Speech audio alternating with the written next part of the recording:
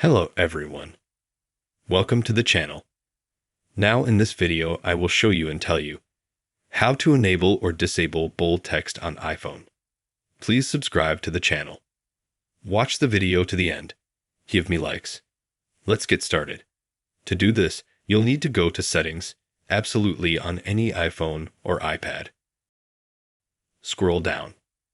Here we find Display and Brightness. And then we're going to scroll down here as well. And then we're going to hit bold text. After that, as you can see, our text is enlarged. If we want to turn this function off, we go in and turn it off again. And the text becomes normal as it was before. If you like, and if this video helped you, you can like it, subscribe to the channel.